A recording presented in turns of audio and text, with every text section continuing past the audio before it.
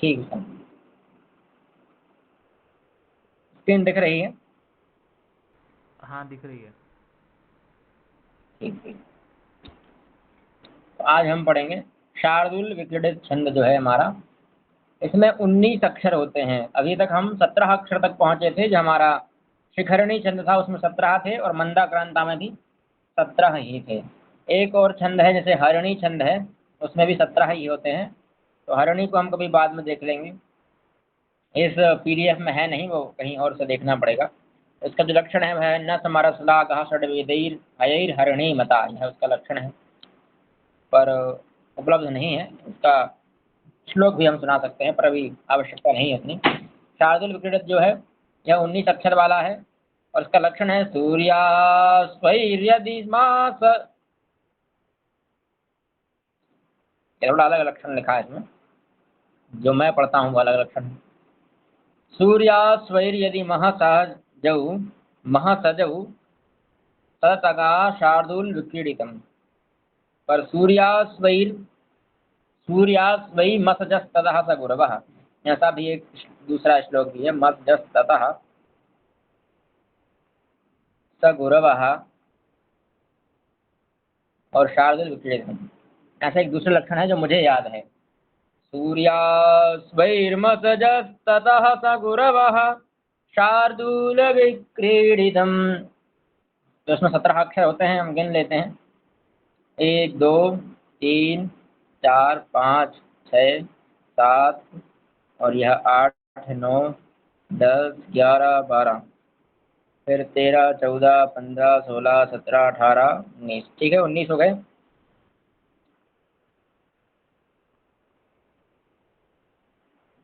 अब इसका अर्थ जान लेते हैं। सबसे पहले महासजगौ, इसका अर्थ निकाल लेते हैं। महासजौ सततगाः। तो माँ से इसका अर्थ है मगन का, सा से सगण का, जऊ से जगण का। ये दो है ना, सा और जा, इसलिए द्विवचन का प्रयोग है सजऊ। फिर सा से फिर सगण है, ता से तगण है, ता से फिर तगण है और गा से गुरुवाह है। और यह सब सा सगण है, तगण है, फिर तगण और गुरु, इसलिए यहाँ बहुवचनांत का प्रयोग है। और आगे शार्दुल विक्रीडित यह छंद का नाम है। ठीक है, मस जस ततः स गुरवः, उसमें भी यही है कि म जस, ऐसा है शायद, ततः स गुरवः, इसका भी यही अर्थ निकलेगा जो मुझे याद है कि माँ से मगण, ता से सगण, जा से जगण, सा से फिर सगण, ता से तगण और इस वाले ता से यह वाला तगण और स गुरवः से अर्थ है कि गुरु सहित। तो मस जस ततः स गुरवः, इससे भी यही अर्थ है। अब आगे लिखा है कि सूर्यास्वै, इसका क्या अर्थ है? तो सूर्य है हमारे 12 और अश्व, जो सूर्य के ही अश्व मान लीजिए, तो सूर्य के अश्व हैं हमारे 7, अथवा अश्व से अश्व संख्या से भी 7 का ही ग्रहण करते हैं। यदि कहीं और भी अश्व संख्या आए तो उसका ग्रहण होगा 7। जैसे हमने नग का ग्रहण किया था, नग से भी 7 का ही ग्रहण किया था। नग अर्थात पहाड़, तो पहाड़ों से हमने 7 का ग्रहण किया था। उसी प्रकार से अश्व से, घोड़े से, अश्व मतलब होता है घोड़ा, तो घोड़े से भी हमें 7 का ही प्रयोग जानना है। और सूर्य से, सूर्य अर्थात आप जानते ही हैं, सूर्य हमारे जो उदित होते हैं नित्य, सूर्य, उससे 12 अंश लेना, 12 लेना है। सूर्य से 12 क्यों लेना है? क्योंकि सूर्य का नाम क्या है? आदित्य। ठीक है, और आदित्य जो है वह 12 आदित्य हैं। जो आदित्य के पुत्र हैं, आदित्य के पुत्रों को आदित्य कहते हैं, आदित्य पुत्र। जो आदित्य के पुत्र हैं उन्हीं को आदित्य कहते हैं। और आदित्यों की संख्या 12 है, इसलिए आदित्य से मतलब सूर्य से हम 12 संख्या को ग्रहण करते हैं। अब इसका लक्षण हमने जान लिया। अब इसका जो उदाहरण है वो भी देख लेते हैं। पातुम न प्रथमं व्यवस्यति,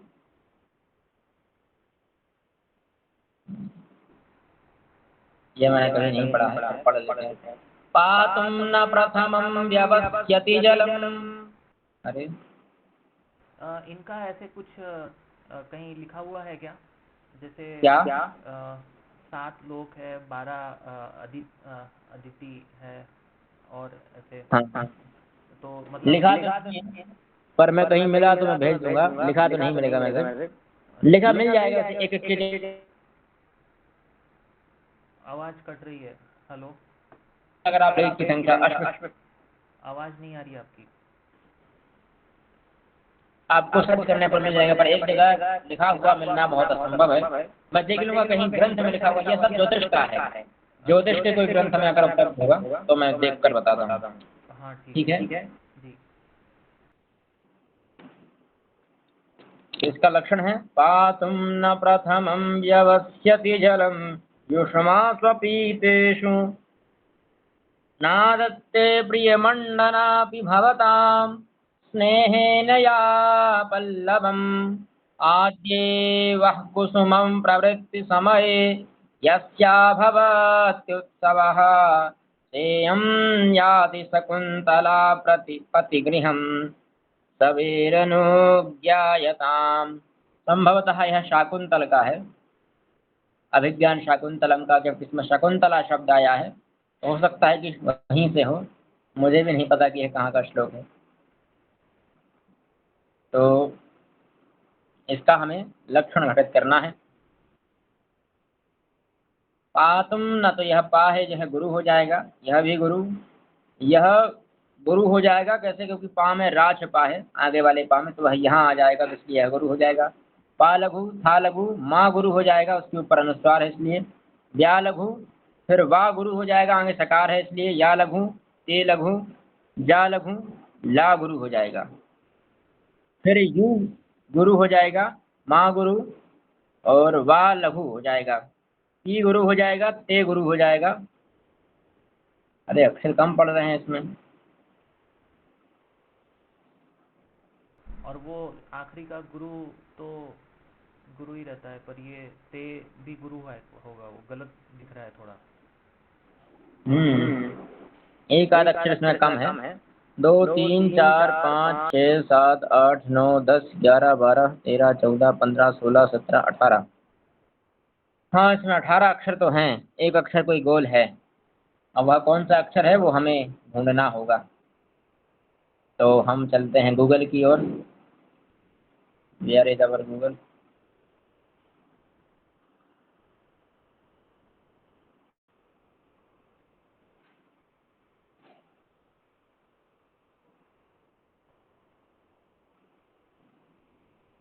क्या था? पातुम,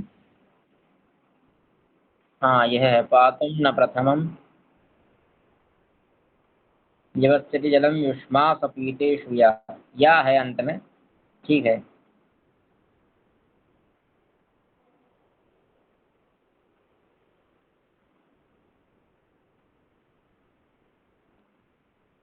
यहाँ अंत में या है, तो यह गुरु, यह गुरु, यह गुरु, यह लघु, यह लघु, यह लघु, फिर यह गुरु हो जाएगा, यह लघु हो जाएगा, यह गुरु, फिर यह लघु, फिर यह लघु, फिर यह भी लघु, यह गुरु हो जाएगा।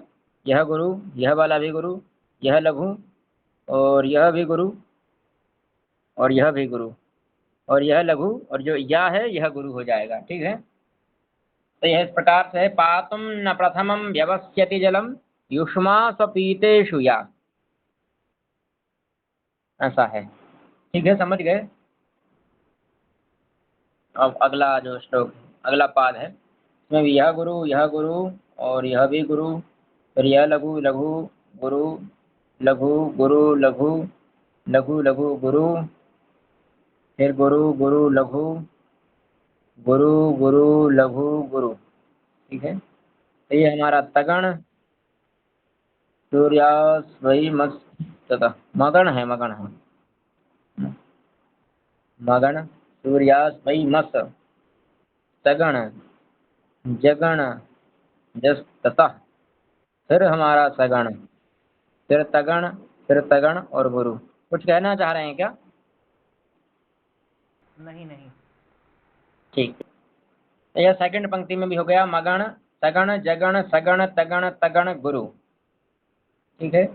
अब अगला जो है, इसमें भी यह गुरु, यह गुरु, यह वाला गुरु, लघु लघु, फिर यह गुरु लघु, फिर यह गुरु, फिर यह लघु और लघु, फिर यह भी लघु, यह गुरु, यह गुरु, यह गुरु, यह लघु, यह गुरु, यह गुरु हो जाएगा, यह भी गुरु लघु गुरु। ठीक है। इस प्रकार से यह जम गया यहाँ पर, थर्ड पंक्ति है।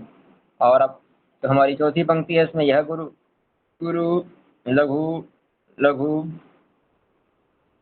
गुरु, लघु, गुरु, लघु, लघु, लघु, फिर गुरु, फिर गुरु, गुरु, लघु, लघु, गुरु। अरे यह भी गुरु हो जाएगा, तो पहले वाला रा लघु है पर नू गुरु हो जाएगा, आगे ज्ञा है इससे लिए नू गुरु हो जाएगा, फिर ज्ञा भी गुरु, या लघु, ता गुरु। ठीक है, इस प्रकार से है, फोर्थ पंक्ति भी हो गई।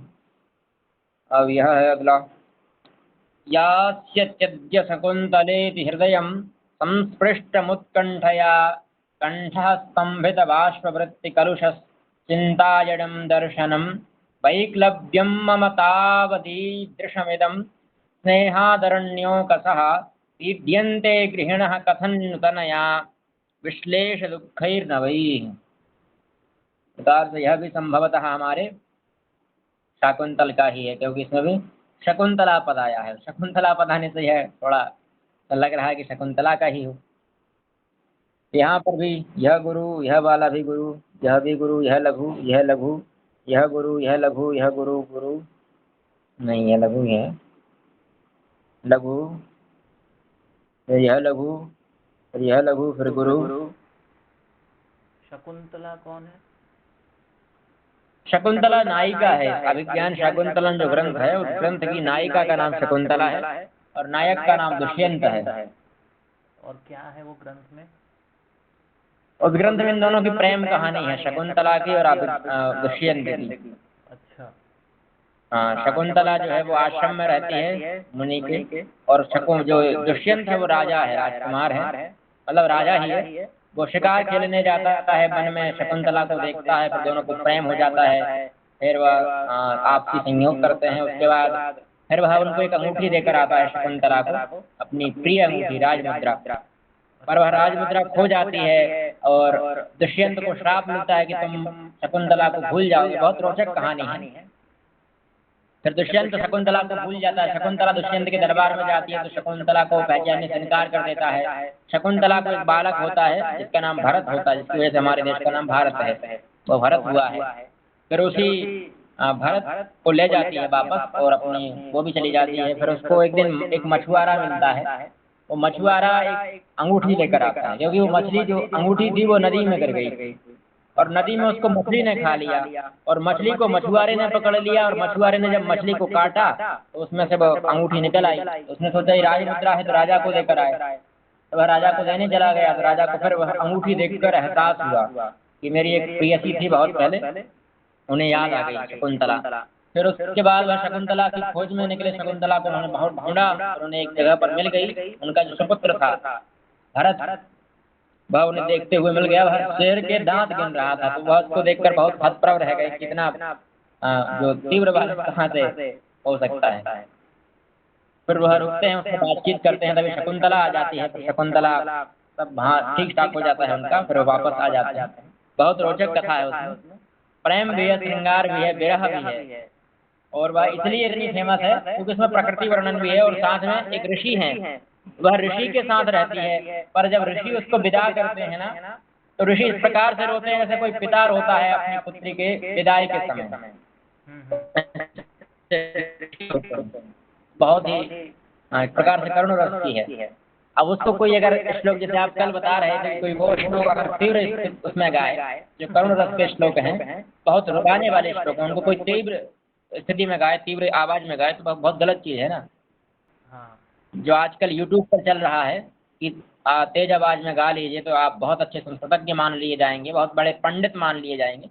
ऐसा नहीं है, आप जिस दृष्टि से वह श्लोक बना है उस दृष्टि से गाइए। ठीक है।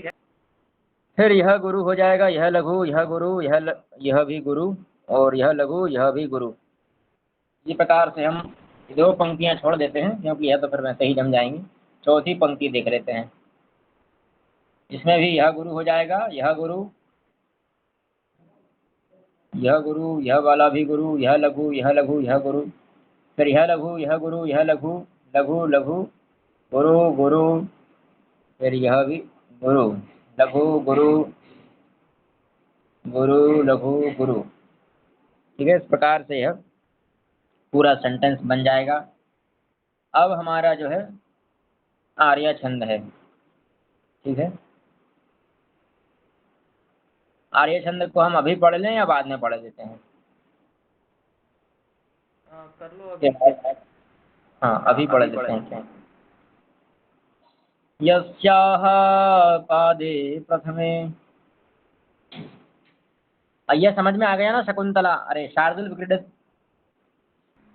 जी। ठीक है, अब आर्य छंद देखते हैं।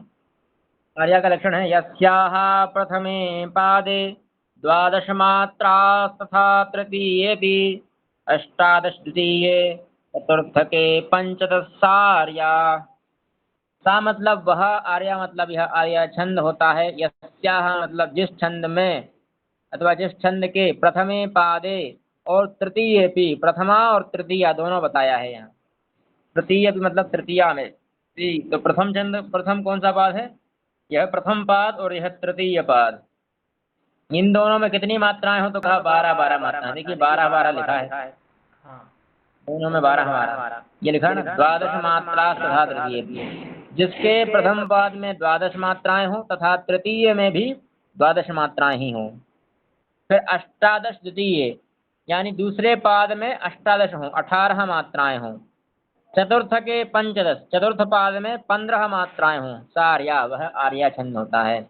मात्राएं गिननी है, हम यहाँ गण नहीं गिनना है, ना ही तो यहाँ पर हमें शब्द गिनना है, यहाँ पर हमें मात्राएं गिननी है। ये अब तक का पहला छंद है ना, जिसमें अलग अलग है, ऊपर अलग और नीचे अलग, मतलब पहले पाद में अलग, दूसरे में अलग।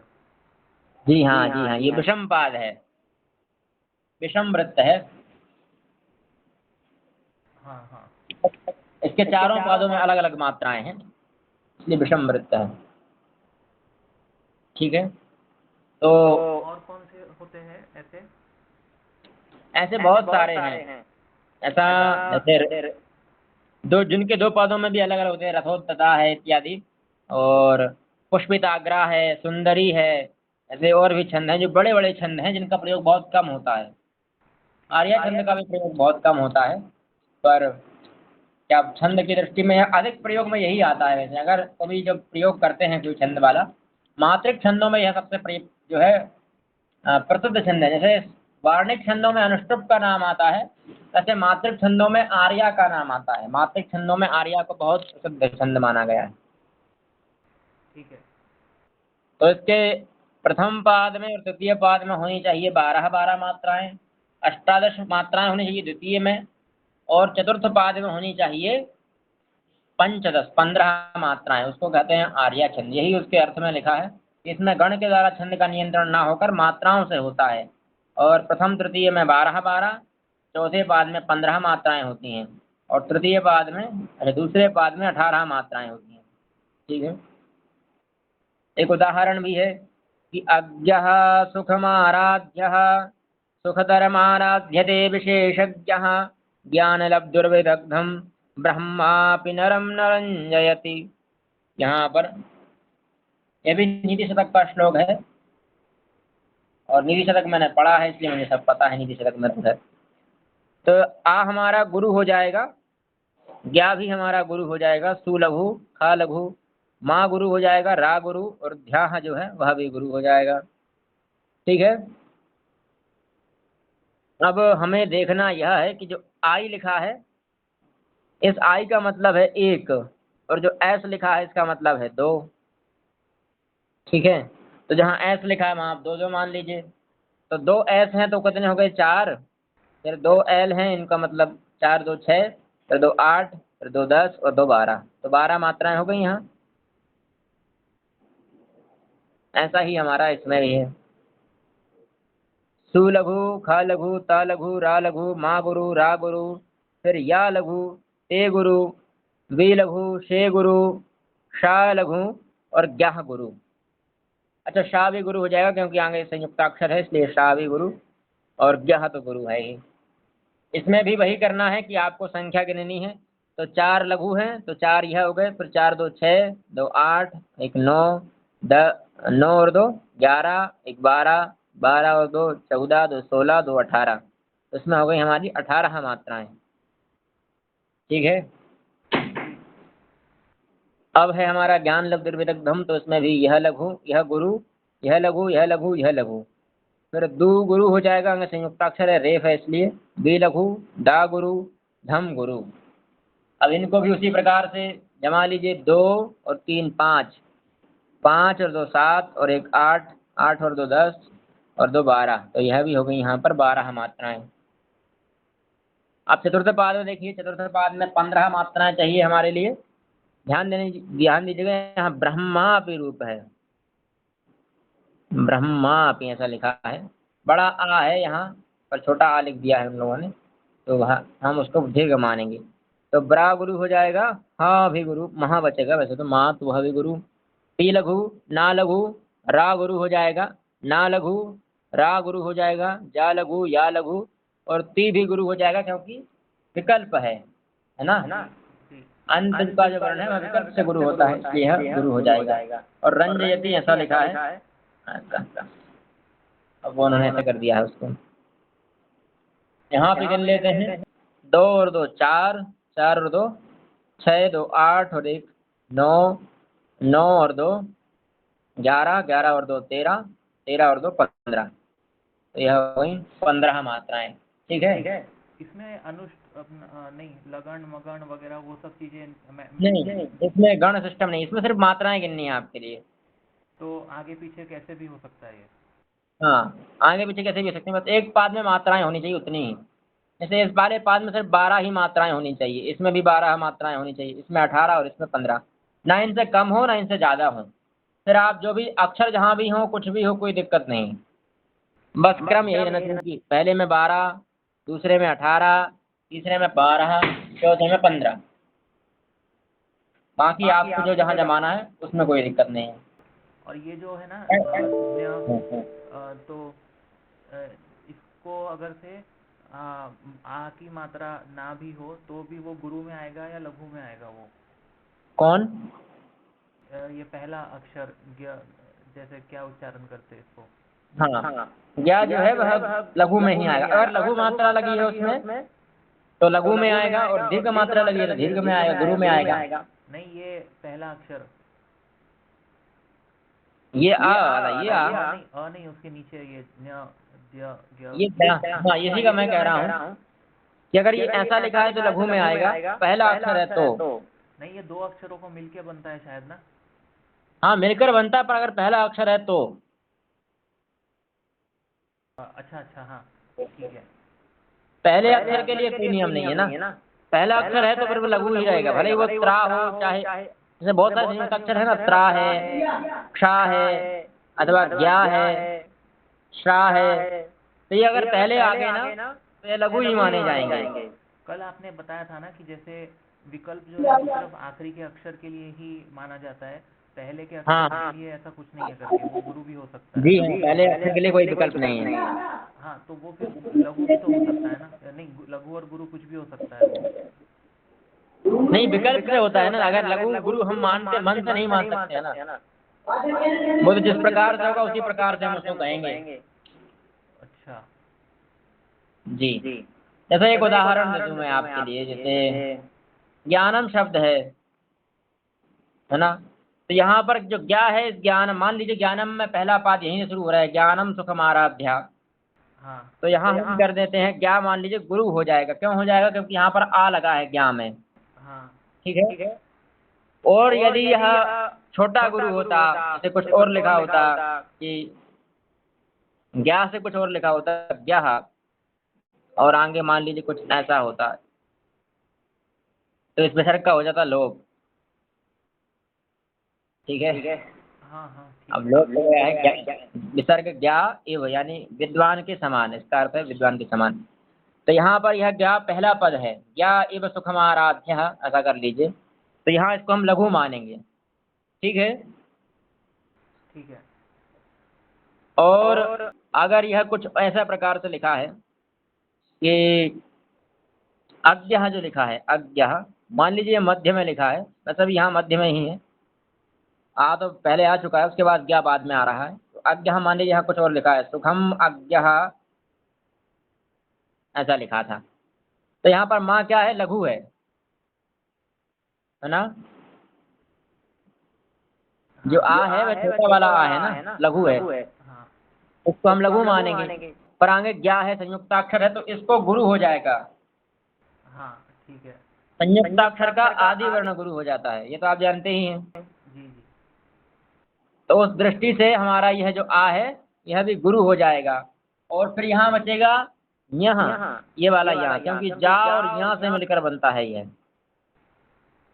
तो जा हमारा जो था इसमें मिल गया जा, और यहाँ जो बचा है यहाँ तो शेष है, और यहाँ में विसर्ग लगा है, विसर्ग होने से यह गुरु हो गया। हाँ ठीक है। और मान लीजिए या ज्ञा में विसर्ग ना लगा होता, तो हम ज्ञा का विसर्ग, हाँ तो लघु होता वो। हाँ, तो लघु हो जाता। जी सही कह रहे हैं, अगर ज्ञा में विसर्ग नहीं होता तो लघु हो जाता। आप समझ गए हैं? जी जी। अब एक और उदाहरण है, इसको हम जमा लेते हैं तो इसमें भी अच्छा समझ में आ जाएगा आपके लिए। यह पहला पाद है, इसमें कितने अक्षर होने चाहिए, कितनी मात्राएं होनी चाहिए? 12 मात्राएं। तो गुरु, लघु, लघु, गुरु, गुरु, फिर लघु, फिर लघु, फिर गुरु। अब गिन लीजिए, 2 और 1 3, 3 1 4, 4 2 6, 2 8 और 1 9, 10 और 2 12 हो गई हमारी 12 मात्राएं। हाँ अब यह तीसरा पाद है, इसमें 18 मात्राएं होनी चाहिए। हाँ, दूसरे पाद में 18 मात्राएं। यह लघु, यह गुरु, यह भी गुरु, नहीं लघु होगा ये, लघु, फिर गुरु, फिर गुरु, फिर लघु, फिर गुरु। अब प्रयोग विज्ञानम है, प्रयोगम विज्ञानम है। प्र जो है वो गुरु होगा ना? प्रा गुरु नहीं होगा, प्रा का आदि वाला यानी आगे वाला जो होगा वो गुरु हो जाएगा। प्रा के जो आगे है या गुरु हो जाएगा, पर या पहले से ही गुरु है, या में ए लगा है और ये दीर्घ वर्ण है, इसलिए पहले से ही गुरु हो जाएगा। पर अगर मान लीजिए या अगर अकेला होता, या में ए नहीं लगा होता, तो भी या गुरु हो जाता। अब गा लघु, वी लघु, अभी गुरु हो जाएगा, वी भी गुरु, या भी गुरु और नम भी गुरु। गिन लीजिए इनके लिए भी, 1 और 2 3, 3 1 4, 4 2 6, 2 8, 8 और 1 9, 9 और 2 11, 11 और 1 12, 12 और 6, 12 और 6 18 ना, 6 मैंने यहाँ से मान लिया, 2 4 6, 12 + 6 = 18। ठीक है, तो यहाँ हमारे 18 वर्ण हो गए, तो यह भी हमारा जम गया। अब बलवत्वपि शिक्षितानाम आत्मन्य प्रत्ययम चेतः, तो यहाँ पर भी लघु लघु लघु लघु लघु, फिर गुरु, फिर लघु, फिर गुरु, फिर गुरु। ठीक है, 2 और 3 5, 5 और 2 7, 7 और 1 8, 8 और 2 10, 10 और 2 12, यहाँ हमारे 12 हो गए, यहाँ तक शिक्षिता नाम तक। ठीक है, ये हमारा थर्ड पार्ट था, यानी तीसरा चरण था। अब चौथे चरण की ओर बढ़ते हैं। तो चौथा चरण जो है हमारा वो यहाँ से शुरू होगा, माँ से। माँ गुरु, फिर यह वाला माँ भी गुरु, या भी गुरु हो जाएगा, पा भी गुरु हो जाएगा, या लघु, फिर ये वाला या गुरु, फिर ये गुरु और ये वाला गुरु। ठीक है, अब ये गुरु कैसे हो गए आप जानते ही हैं, संयुक्ताक्षर से हो गए हैं। माँ के आगे ना है, या के आगे पा है, और रा के आगे ता था। यहाँ वाले जो रेफ बचेगा उस रेफ में ता था आगे, इसलिए यह गुरु हो गए हैं। अब इनके लक्षण वो गिन लेते हैं, 2 4 6 8 और 1 9, 9 और 2 11, 11 और 2 13, 13 और 2 15, 15 वर्ण ही चाहिए थे हमारे लिए। चतुर्थ पाद में 15 वर्ण ही है। ठीक है, तो यहाँ पर हमारा हो गया ठीक। कोई संशय है यहाँ तक? नहीं। एक और उदाहरण है उसका, अधर कुशलैरागः कोमलविट्पानुकारिणी बाहु कुसुममिव लोभनीयं यौवनमंगेषु सन्नद्धम्। इसको भी हम जमा सकते हैं, पर अब उतना क्यों संघर्ष करें, हम तो इस पर कर लेते हैं, कोमल में भी कर लेते हैं। ये गुरु, ये लघु, ये लघु, ये लघु, ये लघु, फिर ये गुरु, फिर लघु, फिर गुरु, फिर लघु, फिर गुरु, फिर गुरु, फिर गुरु। 2 4 6, 6 और 1 7 8, 6 और 1 7 और 2 9, 9 और 1 10, 10 और 2 12 और 4 16 और 16 और 2 18। मतलब 18 है, इसके दूसरे पाद में 18 वर्ण है, ये दूसरा पाद है, इसमें 18 वर्ण है, मतलब 18 मात्राएं हैं, वर्ण हैं, 18 मात्राएं हैं, इसलिए यह कौन सा छंद हुआ? आर्या छंद हुआ। इसको पहचानने की सबसे अच्छी ट्रिक यही है कि आप इसको कितना ही गाने का प्रयास कर लें, इसकी लय नहीं बनेगी। हाँ, ये पहचानने का तरीका है। पर कुछ लोग पढ़ लेते हैं, लय भी बना लेते हैं, पर इसमें क्रम नहीं रहता। जैसे आप गिनेंगे ना, अगर वर्ण गिने तो इसमें 3 और 3 6 और 3 9, 9 और 3 12, 12 और 3 15, 15 और 3 15 3 18 और 3 21, 21 वर्ण है। नहीं है तो लय कैसे बनेगी? उसके लिए गण होना बंत चाहिए। अधर किसलय रागः, अधर किसलय रागः, कोमल बिटपानुकारिणी बाहु, मुझसे भी नहीं बन पा रही है। कुसुम में बलोभनीयम यौवन मंगेशु सन्नद्धम, ऐसा प्रयास तो कर सकते हैं। अब इसमें 21 वर्ण है, पहली 2 पंक्तियों में, इन 2 पंक्तियों में 21 वर्ण है। 21 का आधा कितना होता है? 11.5। तो एक पंक्ति में 11.5 वर्ण तो हो ही नहीं सकते, या तो 11 होंगे या 10 होंगे। 10.5। नहीं हो सकते ना, आधा अक्षर कहाँ से मान लेंगे हम? आधा अक्षर को तो कोई महत्व ही नहीं है। हाँ, तो इससे भी हमें ज्ञात हो जाएगा कि अगर 21 अक्षर हैं उसमें, तो वह कौन सा छंद होगा? विषम वृत्त हो सकता है, सम विषम वृत्त होता, अर्ध विषम वृत्त हो सकता है, अर्ध समवृत्त हो सकता है, विषम वृत्त हो सकता है, अथवा आर्य छंद हो सकता है। ऐसा पहचानने का तरीका है। अब भुजंग प्रयास छंद है जी। नहीं कुछ नहीं। अब भुजंग प्रयास है, मैंने आपको कल भी बताया था कि भुजंग प्रयास कुछ इस प्रकार से चलता है, जैसे आपकी ध्वनि की आवाज रहती है ना, ध्वनि हमारी चलती है, उसी प्रकार से भुजंग प्रयास चलता है। ऐसे उठता है, फिर चलता है, फिर उठता है, फिर चलता है, फिर उठता है, फिर उसी को भुजंग प्रयास, यानी भुजंग की तरह चलना, प्रकृष्टे ने आता है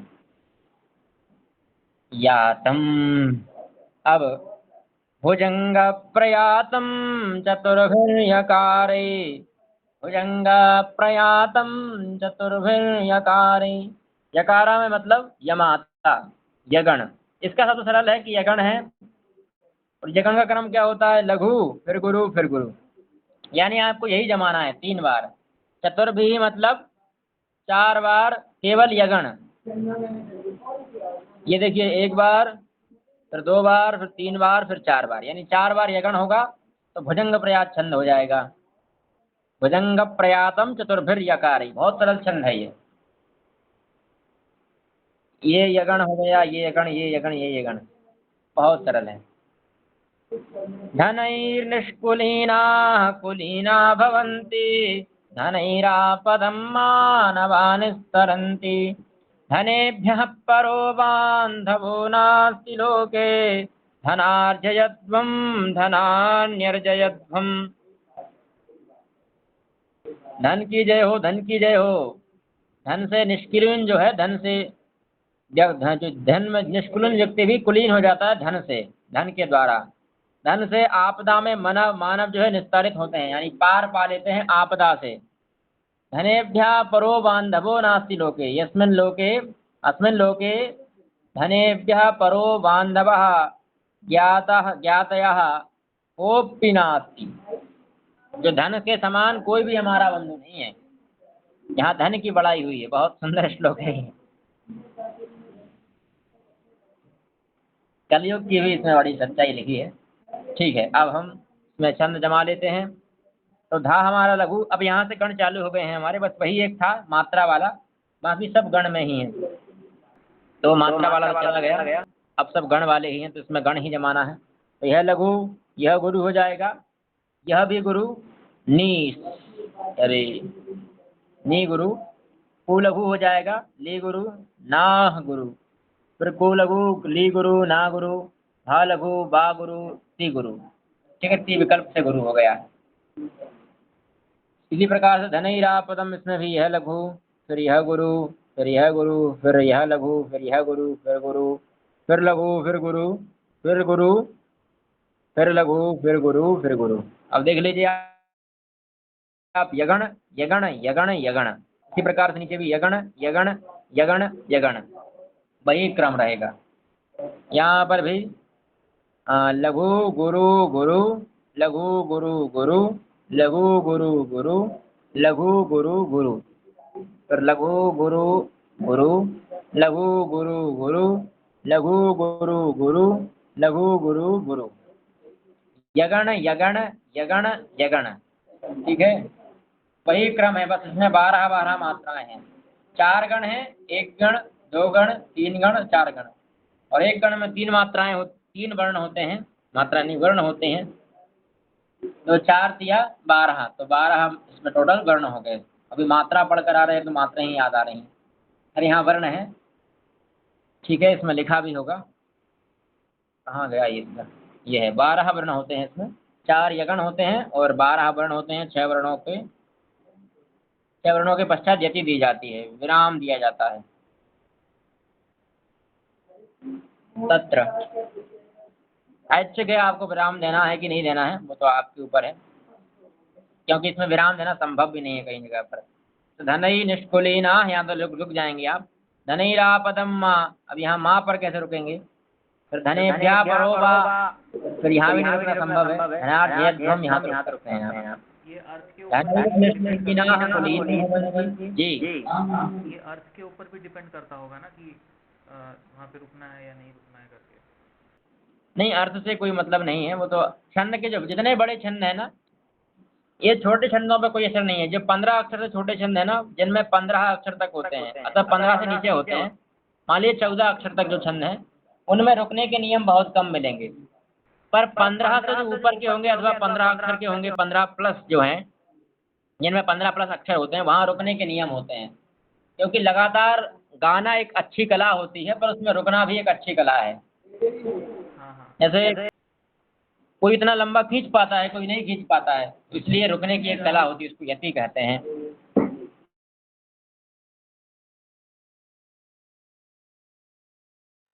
जैसे शार्दुल विक्रीडित है, मालिनी है, शिखरणी है, और हरिणी है, इत्यादि कई छंद हैं, शिखरणी है। तो इन छंदों में रुकने की आवश्यकता होती है। शकधरा छंद है, शकधरा में 21 वर्ण होते हैं, वह हम पढ़ेंगे आगे। उसमें 21 है, उसमें 7 पर यति होती है। पहले 7 वर्णों पर, फिर 7 वर्णों पर, फिर 7 वर्णों पर। ऐसे रुकने के अब 21 वर्णों तक लगातार बोलना, गाना है, बोलना तो नहीं है, गाना है, तो फिर उसमें दिक्कत हो जाएगी। अगला उदाहरण है सदारात्मजज्ञातिभृत्यो विहाय समेतं हृदं जीवनं लिप्यमानः मया क्लेशितः कालियेत्थं कुरुत्वं भुजंग प्रयातं द्रुतं सागराय। एक और श्लोक भी दिया है उन्होंने, तो वही श्लोक है, इसमें क्या अंतर है? तो यहाँ पर भी वही यगण है, 4 यगण आप जमा लीजिएगा। यगण यगण यगण चरभिर चतुर्भिर यकारई भुजंग प्रयातम चतुर्भिर यकारई। मंदा क्रांता को हम पढ़ चुके हैं, अब हमारा बचा है श्रगधरा। ठीक है, ये समझ में आया ना? भुजंग प्रयात, भुजंग प्रयातम चतुर्भिर यकार, ठीक है। श्रगधरा को आज ही पढ़ लें या कल पढ़ते हैं, आप बताइए। कल कर लेंगे। ठीक है, कल पढ़ लेते हैं। कल मैं हरिणी भी बता दूंगा, और एक और कोई मुख्य छंद जो भी बचे होंगे मुख्य छंद। हरिणी बचा है मेरी दृष्टि में, और कौन सा बचा है? वंशक हो ही गया है हमारा, भुजंग प्रयास भी हो गया है, और प्रहर्षणी इत्यादि छंद है। मैं कुल छंदों के जो मैंने व्हाट्सएप पर भेजा उनके लक्षण भेज दूंगा, बस लक्षण जो है लक्षण समझा दूंगा। बाकी अब एक एक छंद को समझा पाना तो बहुत कठिन है, क्योंकि प्रमुख छंदों को ही बता सकते हैं हम, एक एक छंद जो नहीं बता सकता हूँ। पर मैं प्रयास करूंगा कि अधिक से अधिक छंद आप तक पहुँच जाएं, समझने लगें आप। ठीक है, तो हम कल मिलते हैं फिर इसी समय।